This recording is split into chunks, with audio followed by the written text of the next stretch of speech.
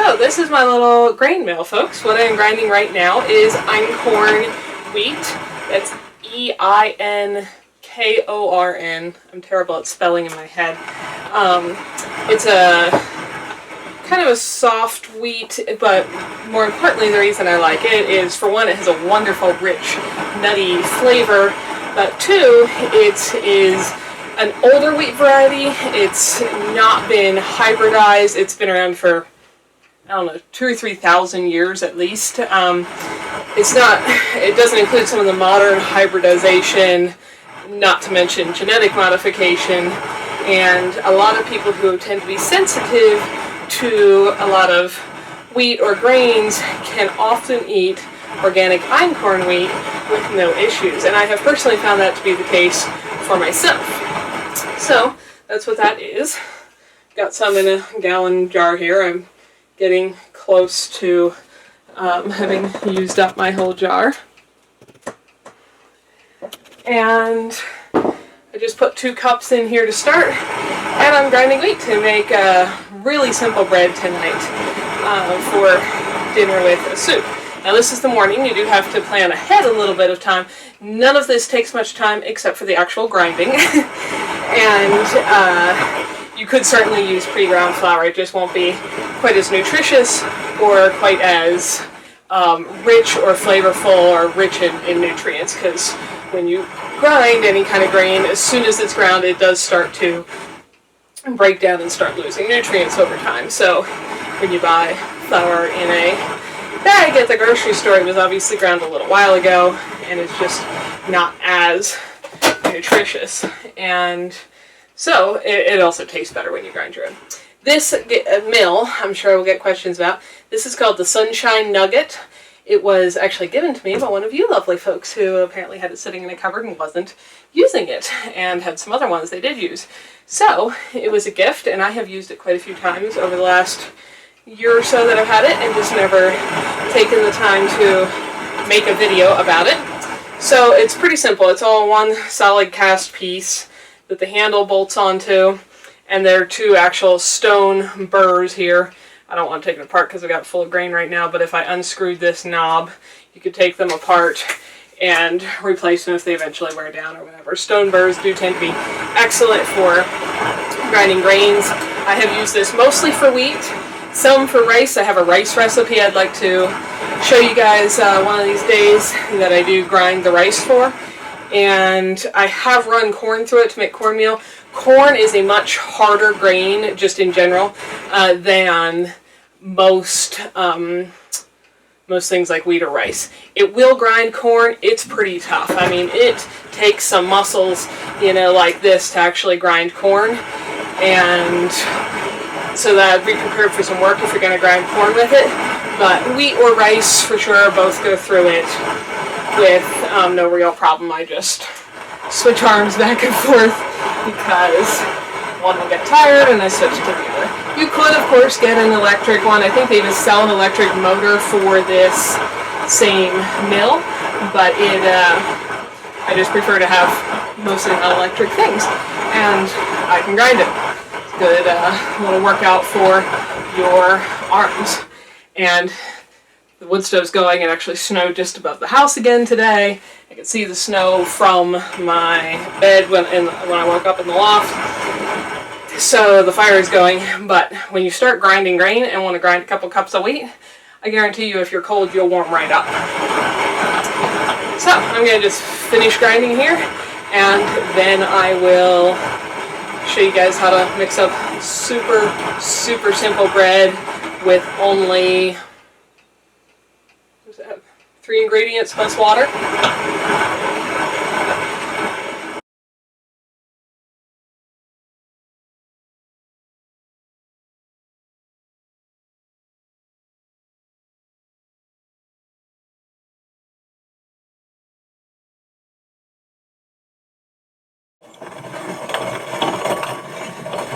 Okay, when you get clear to the end, you can kind of feel how the handle suddenly is free. It's not really grabbing any wheat anymore. So I'm just going to move this out of our way. And I've got my pan of fresh ground flour there. Now, just in general, it can vary a little bit with the kind of wheat you're using, but about 3/4 of a cup of wheat berries will make a cup of wheat flour.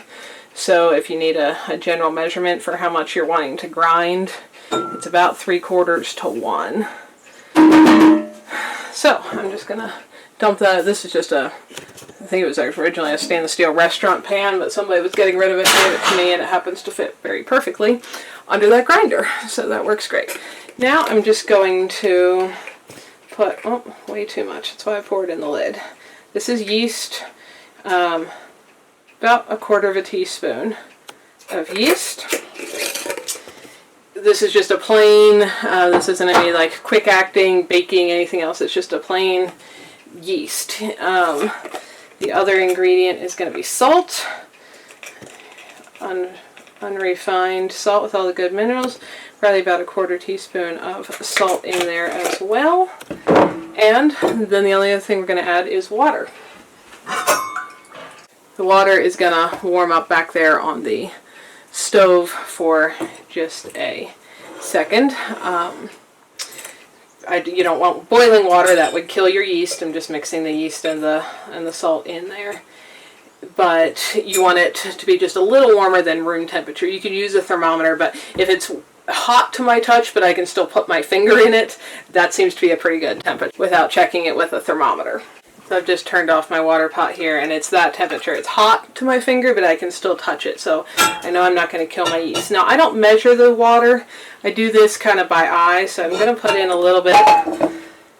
Start with a little bit. You can always add more. Obviously, you can't take it back out.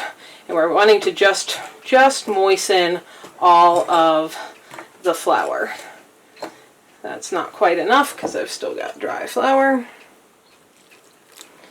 Just a little more. Mix again.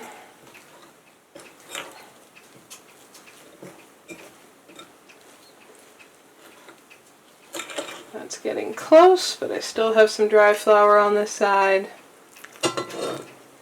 And part of the reason I don't measure it is, well, a big part of it is because I don't measure hardly anything. The other part is that depending on the humidity and the weather and everything else, it seems to take slightly different amounts of water. It's not always exactly the same. But that's about what I'm going for there. I can, once I mix that one corner in, can't see any more dry white flour. There's a little bit right on the bottom there. Just mix that in. It's all moistened and kind of sticky. It's, it would almost stick to my fingers if I was kneading it by hand. Now this is going to make a lovely, rich, somewhat dense bread that I love eating, like, a slice of with a bowl of soup. It is dense and heavy enough. It doesn't particularly make a great bread to slice and make a sandwich. It's so heavy you wouldn't want to eat that much other stuff stuffed inside. It would be a huge meal. But all I'm going to do is that, and then cover it here and let it rise.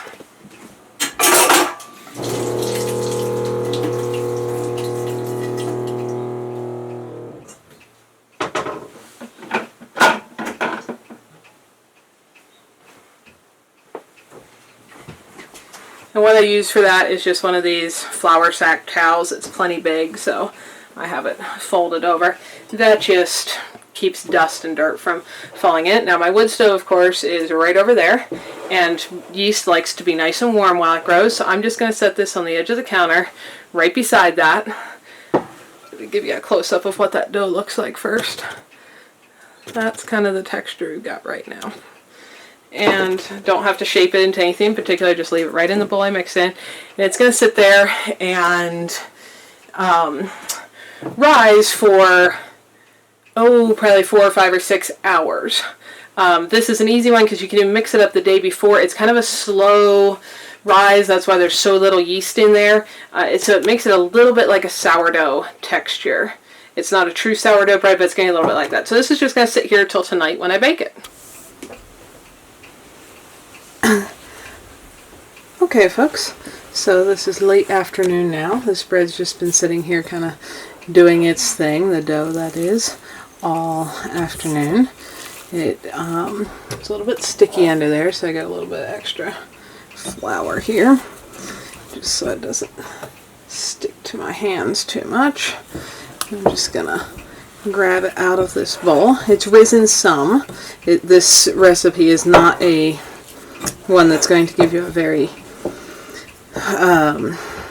very big rise with that's going to make it very fluffy. You could get that probably if you were using more of a white flour.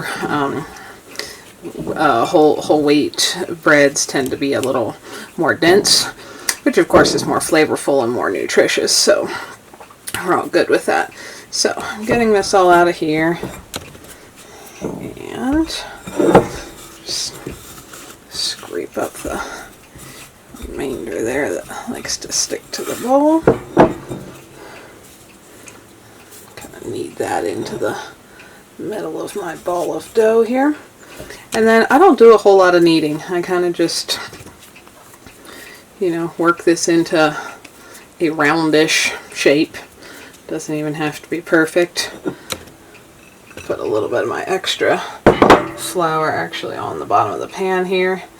You don't even have to oil your pan. This is actually just a glass pie plate. You could bake this in whatever shape you want. I'm making a round loaf, so that flour is going to keep it from sticking, and I just shape it like that. You could do some kind of pattern with a knife or whatever on top if you want. I'm just simply going to leave it like that and cover this again and let it sit for about another hour to rise a little more, and then we're going to pop it in the oven. And once this goes in the oven, it's going to bake for about 15 minutes at 350. So after baking, this is what it looks like. I slice into that and show you the inside. And there you can see the nice, dense grain to that. Like I said, this isn't a particularly great bread for making sandwiches, but for having as a side with soup, this stuff is awesome and delicious. Hi folks, Ariel over here. Thanks for spending some of your valuable time watching these videos. Hopefully you found something beautiful, educational, interesting, peaceful, relaxing, or useful while you were here. If so, find more videos here, subscribe so you don't miss any updates, and if you like what you found here, feel free to like and share away so that others can benefit as well. You all have a wonderful day.